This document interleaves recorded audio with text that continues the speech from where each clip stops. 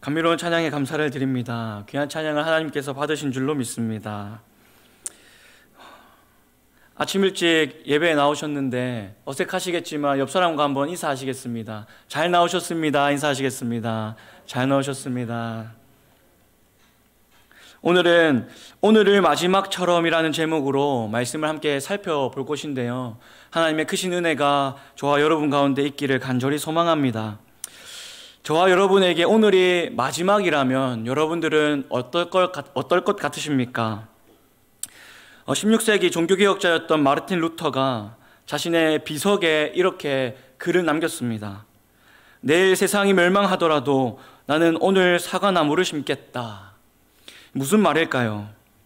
내일 세상이 멸망하더라도 자신은 사람들이 보기에 작다 여겨지는 사과나무 심는 일에 최선을 다하겠다라는 의미입니다. 그런데 이 속에는 더욱 깊은 뜻이 담겨져 있는 것이죠. 하나님의 주권을 인정하며 살았던 그가, 자신의 모든 삶은 하나님의 손에 있다라고 믿고 살았던 그가 세상의 종말까지도 하나님의 손에 있다라는 것을 믿고, 자신의 삶의 끝도 하나님의 손에 달려있음을 믿고, 내일 세상이 멸망하더라도 나는 자신의 일에 최선을 다하겠다, 오늘을 충실하게 살아가겠다라는 의미를 나타내고 있는 것입니다. 그는 사과나무에 초점을 맞추는 것이 아니라 자신의 삶을 하나님의 손에 드린 삶을 초점을 맞추고 있다라는 것입니다. 그의 삶은 언제나 마지막처럼 최선을 다해서 진실되게 살아가는 삶이었습니다. 그랬기 때문에 당시 초대 교회를 지배하고 있었던 로마 카톨릭을 향하여서 종교개혁을 일으킬 수 있었던 것입니다. 그는 자신의 삶이 하나님의 손에 있음을 인정하고 그것을 믿으며 살아가는 사람의 선배였습니다. 만약에 여러분들은 내일 세상이 끝나신다면 무엇을 할 것 같으십니까? 지금 딱 떠오르는 것은 무엇입니까? 예수님이 다시 오실 때 한 사람도 빠짐없이 심판대 앞에 서게 될 것인데, 그것이 내일이라면 여러분들은 오늘 무엇을 하시겠습니까? 누군가는 기쁨으로 예수 그리스도를 맞이할 것이고, 누군가는 지난 날들을 후회하며 두려워할 것입니다. 한때 저희 나라를 떠들썩하게 했던 이단단체 중에 다미 선교회라는 이단단체를 아십니까? 이들은 시한부 종말론을 주장하는 사이비 종교였습니다. 1992년 10월 28일이 되면 예수님이 재림하시고 믿음이 있는 자들은 휴거가 되어 하늘로 올라갈 것이고 세상은 끝이 날 것이다 라고 주장하였습니다. 그래서 신도들은 그날만 기다리며 살았습니다. 모든 재산을 다 팔고 헌금을 하는 사람이 있었는가 하면 유언장을 준비하고 군대나 직장을 가지 않는 사람들도 있었다라고 합니다. 어떻게 되었을까요? 앞에 보시는 것처럼 아무 일도 일어나지 않았던 것이 생방송으로 생중계가 되었습니다. 그 당시 목사로 불렸던 교주는 자신의 모든 것을 바쳤던 사람들의 그 재산들과 인생을 책임지기는커녕 어마무시한 헌금을 들고 도망가 버렸습니다. 이런 잘못된 종말론은 많은 가정과 개인의 삶을 무너뜨립니다. 그래서 우리는 한 사람의 소리나 한 교주의 말이 아니라 하나님의 말씀인 성경과 그리고 예수 그리스도께 집중해야 하는 것이죠. 오늘 본문에서도 하나님의 때에 대하여서 자세하게 설명하고 있습니다. 주의 날이라는 표현을 가지고 이야기하는데, 성경은 예수 그리스도의 다시 오심에 대하여서 절대로 침묵하지 않습니다. 오히려 드러내고 있습니다. 하지만 그것이 언제인지 모를 뿐이다라는 것이죠. 십자가에 달려 죽으시고 3일 만에 부활하신 예수 그리스도가 때가 되어 승천하십니다. 그리고 그것을 보는 사람들에게 말씀하셨죠. 너희가 본 모습 그대로 내가 다시 오리라 약속하셨습니다. 그리고 그때까지 너희에게 보혜사 성령을 보내셔서 함께할 것이라고 말씀하셨습니다. 그래서 우리는 예수님의 다시 오심의 그날을 기대하며 기다리며 살아가야 하는 것이죠. 요한일서 2장 28절의 말씀을 보시면 이렇게 기록합니다. 그가 강림하실 때 그 앞에서 부끄럽지 않게 살아라 라고 말씀하고 있습니다. 우리는 그때를 기다리며 살아가야 하는 것입니다. 그렇다면 우리는 어떻게 살아가야 할까요? 첫 번째입니다. 마지막 때를 준비하며 살아가야 합니다. 한 번 더 말씀드립니다. 마지막 때를 깨어 준비하며 살아가야 합니다. 본문 1절과 2절의 말씀을 함께 보시겠습니다. 1절과 2절입니다. 함께 읽겠습니다. 형제들아, 때와 시기에 관하여는 너희에게 쓸 것이 없음은 주의 날이 밤에 도둑같이 이를 줄을 너희 자신이 자세히 알기 때문이라. 1절에서는 때와 시기에 대해서 기록합니다. 이 때와 시기는 헬라어로 두 가지로 표현할 수 있는데 크로노스와 카이로스로 기록되고 있습니다. 때는 크로노스이고요, 시기는 카이로스입니다. 이 카이로스에 대해서는 들어보신 분들이 있으시죠? 얼마 전까지 저희 교회에 카이로스 찬양팀이 있었습니다.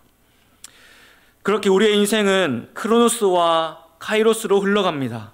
크로노스는요, 흘러가는 시간을 의미합니다. 연대기를 의미하는데 쉽게 말하면 우리의 일상을 의미합니다.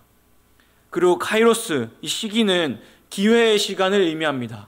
하나님의 방문과 하나님이 역사에 개입하는 순간을 카이로스라고 합니다. 쉽게 말하면 하나님의 임재인 것이죠. 예수 그리스도의 재림을 말하는 것입니다. 이렇게 우리의 인생은 크로노스와 카이로스의 두 가지의 시간으로 흘러가는데 우리의 일상은 크로노스의 평범한 일상과 카이로스의 하나님의 방문의 특별한 시간으로 흘러가는데 바울은 이때가 언제인지 모른다라고 이야기합니다. 예수 그리스도께서 언제 재림하실지, 하나님께서 어느 예배에 임재하실지 모른다라는 것이죠. 하나님이 언제 우리를 들어 사용하실지, 어느 예배에 우리에게 은혜를 주실지 알지 못한다라는 것입니다. 그때가 언제인지 모른다는 것을 2절과 3절에 또 한 번 기록합니다. 2절의 말씀을 보시면 주의 날이 밤에 도둑같이 이른다라고 말하고요, 3절을 보시면 사람들이 평안하다 안전하다 할 그때에 임신한 여인에게 해산이 고통이 이를 그때에 이른다라고 말하고 있습니다. 이것이 하나님의 때의 특징이다라는 것이죠. 카이로스의 특징입니다. 언제 임할지 모르는 것이고 한 사람도 피하지 못한다라는 것입니다. 그렇다면 우리는 어떻게 살아가야 할까요? 우리는 카이로스의 그때를 준비하며 살아가야 하는 것입니다. 카이로스를 준비하는 것은 우리의 일상에서 최선을 다해서 살아가는 것입니다. 앞서 말씀드렸던 마르틴 루터와 같이 사과나무를 심는 크로노스의 일상을 최선을 다해서 살아가는 것이죠. 내일 주님이 오셔도 이상하지 않을 것처럼 하루하루를 최선을 다해서 살아가는 것입니다.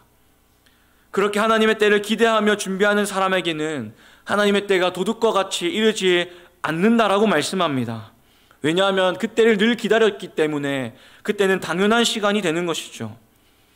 그렇게 카이로스의 시간, 하나님의 임재의 시간을 기다리며 살아가는 사람의 예배는 다릅니다.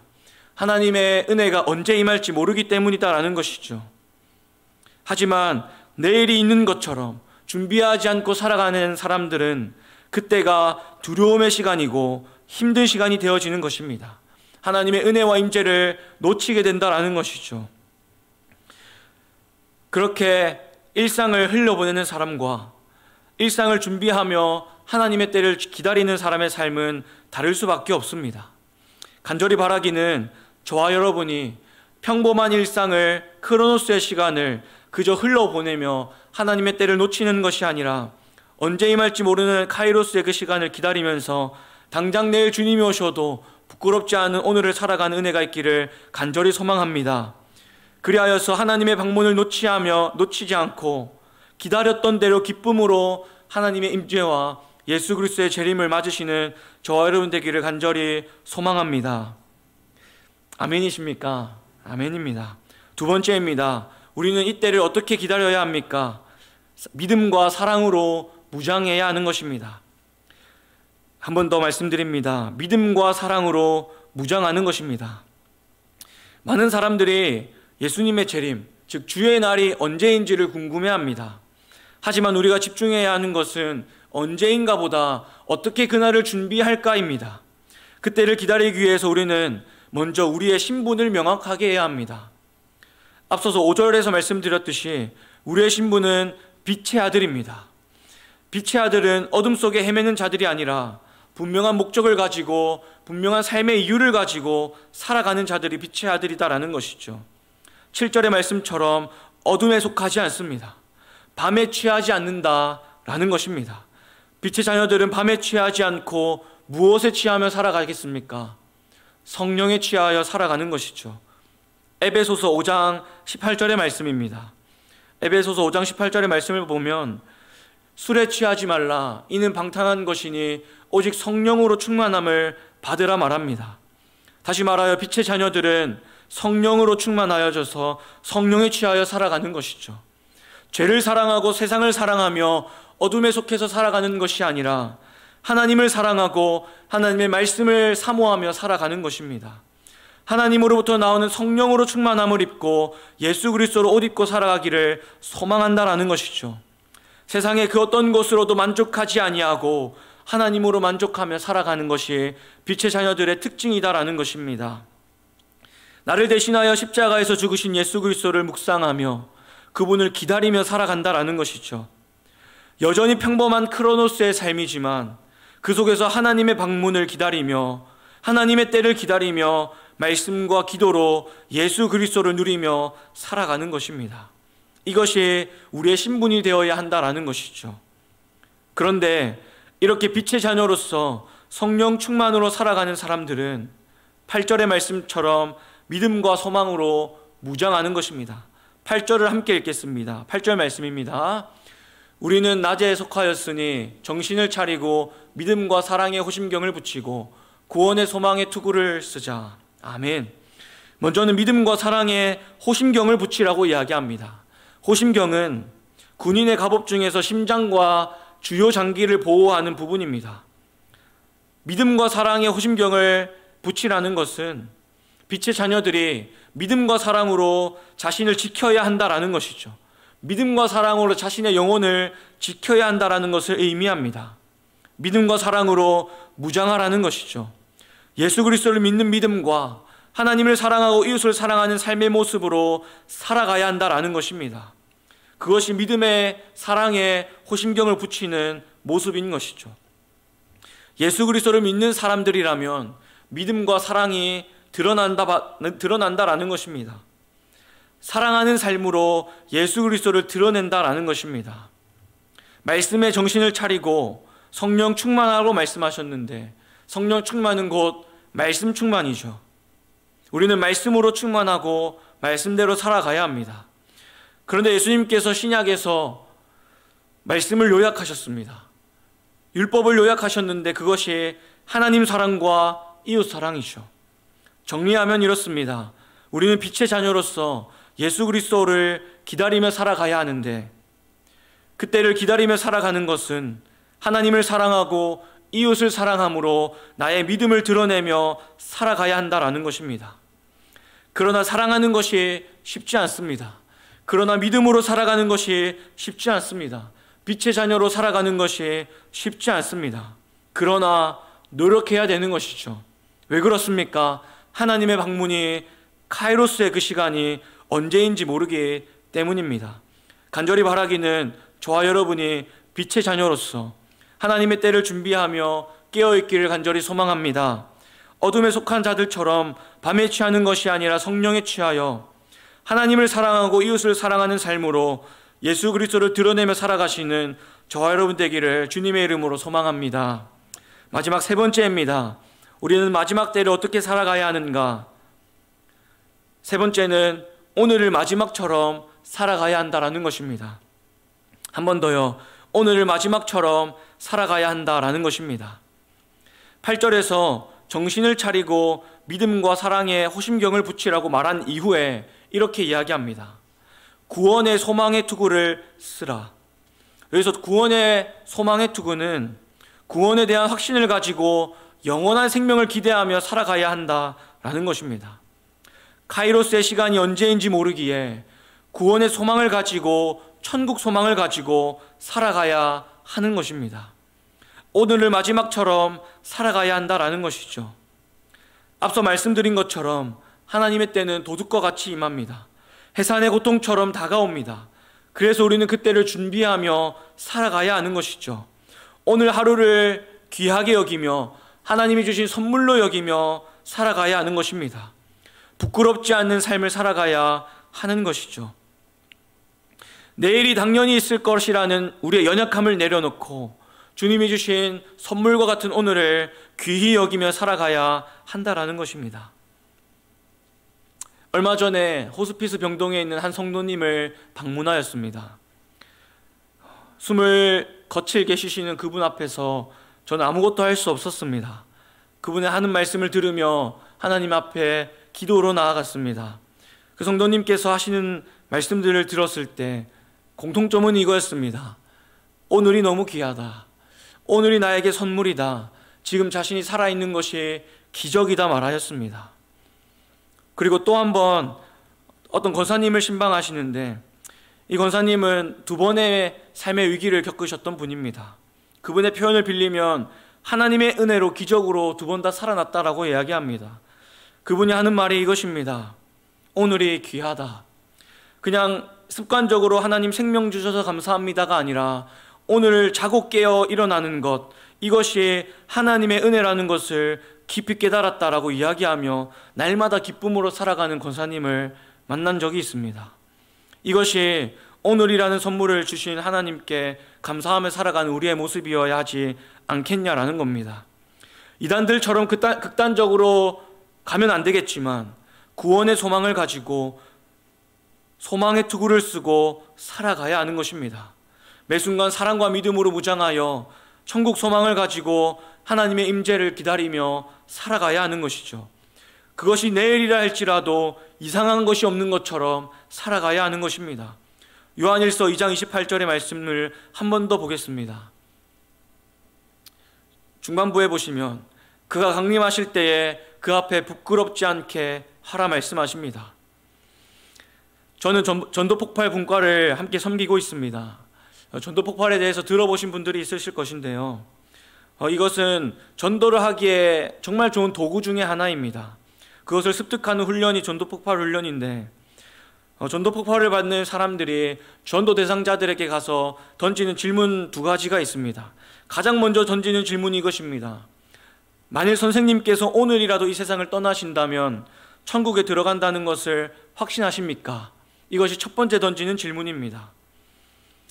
이 질문을 받은 많은 분들이, 그리고 믿지 않는 분들과 교회만 왔다 갔다 하시는 분들이 고민을 하다 복음을 받아들이는 것을 많이 보게 됩니다. 왜 그럴까요? 막연하게 생각했던 나의 삶의 끝이 다가오는 것처럼 느껴지는 질문이기 때문입니다. 오늘 내가 삶이 끝난다면 나는 천국에 들어갈 확신이 있는가 고민하며 살아가게 되는 것이죠. 그것을 고민하다 보면 예수 그리스도 앞에 설 수밖에 없다라는 것입니다. 우리가 어떻게 오늘을 마지막처럼 살아갈 수 있겠습니까? 오늘 말씀은 이렇게 이야기합니다. 9절 말씀과 10절 말씀입니다. 함께 보시겠습니다. 9절과 10절입니다. 함께 읽겠습니다. 하나님이 우리를 세우심은 노하게 이르게 하심이 아니요 오직 우리 주 예수 그리스도로 말미암아 구원을 받게 하심이라. 예수께서 우리를 위하여 죽으사 우리로 하여금 깨어있든지 자든지 자기와 함께 살게 하려 하셨느니라. 아멘. 우리는 마지막을 살아갈 때에 예수 그리스도를 바라보아야 하는 것입니다. 깨어 준비하기 위하여서도 예수 그리스도를 바라봐야 하는 것이고, 믿음과 사랑으로 무장하기 위하여서도 예수 그리스도를 바라봐야 하는 것이고, 소망의 구원의 투구를 쓰기 위하여서도 예수 그리스도를 바라봐야 하는 것입니다. 나를 구원하시기 위하여 나를 대신하여 십자가에서 죽으신 예수 그리스도를 묵상하고 그분만을 바라보며 살아가야 하는 것이죠. 우리를 빛의 자녀로 부르신 하나님을 바라보며 예수 그리스도를 묵상하며 우리에게 구원 주시기 위하여 세우셨다라는 것을 기억하며 살아가는 것입니다. 우리가 한 사람을 대할 때, 하나의 일을 대할 때, 오늘 하루를 살아갈 때에 매번 최선을 다해서 살아가야 하는 것이죠. 그것이 쉽지는 않을 것입니다. 우리가 한계가 있고 우리는 유한하기 때문이죠. 그러나 중요한 것은 내가 빛의 자녀라는 것을 인식하고 예수 그리스도를 믿음으로 성화되어 살아가는 삶이 필요하다라는 것입니다. 예수 그리스도를 붙잡아야 하는 것입니다. 선순환인 것이죠. 믿음으로 성화가 되어가고 성화가 되어가는 것으로 예수 그리스도를 드러내고 우리의 믿음을 드러내는 것입니다.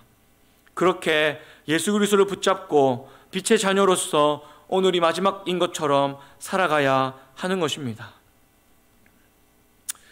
말씀을 정리하겠습니다. 사랑하는 성도 여러분, 우리는 오늘을 마지막처럼이라는 주제로 말씀을 나누었습니다. 주님은 우리가 예상치 못한 순간에 다시 오실 것입니다. 하나님께서는 예상치 못한 예배에 은혜를 주실 것입니다. 하나님께서는 우리가 기대하지 않았던 그 순간에 하나님께서 방문하셔서 은혜를 주실 것입니다.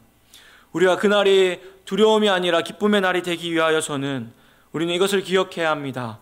첫 번째로는 항상 깨어 준비하는 삶을 살아야 합니다. 도둑같이 찾아오고 해산의 고통처럼 찾아오는 그날을 깨어 기다리며 준비해야 하는 것이죠. 매일의 삶을 거룩하고 정결하고 신실하게 살아가기를 노력해야 하는 것입니다. 두 번째로는 믿음과 사랑으로 무장해야 합니다. 빛의 자녀로서 믿음과 사랑의 호심경을 붙이고 나를 지키며 이웃을 지키며 거룩한 자로서 살아가야 하는 것입니다. 어둠에 취하는 것이 아니라 성령에 취하여 살아가는 것이죠. 세 번째로 오늘이 마지막처럼 하나님께서 주신 선물이라는 것을 알고 귀하게 여기며 오늘 하루를 살아가는 것입니다.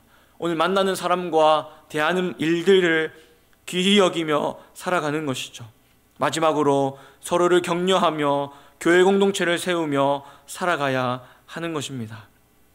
간절히 바라기는 내일 주님이 오신다고 하여도 부끄럽지 않은 삶, 주님의 방문이 두려움이 아니라 기쁨이 되는 삶을 살아가는 저와 여러분이 되기를 주님의 이름으로 소망합니다. 아멘. 주신 말씀 붙들고 한번 기도하며 나아가시겠습니다.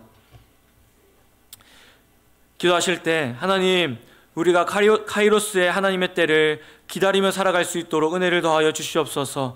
그리하여 평범한 일상을 기다리며 준비하며 살아갈 수 있는 우리가 되게 하여 주셔서 하나님을 기쁘시게 해드리는 주의 자녀들, 빛의 자녀들 되어질 수 있도록 주의 아버지 은혜를 더하여 주시옵소서. 믿음과 사랑의 호심경을 가지고 살아가게 하여 주시고 오늘을 마지막처럼 귀하게 여기며 살아갈 수 있는 우리가 되게 하여 주시옵소서. 라는 기도 제목으로 합심하여 기도하며 나가시겠습니다.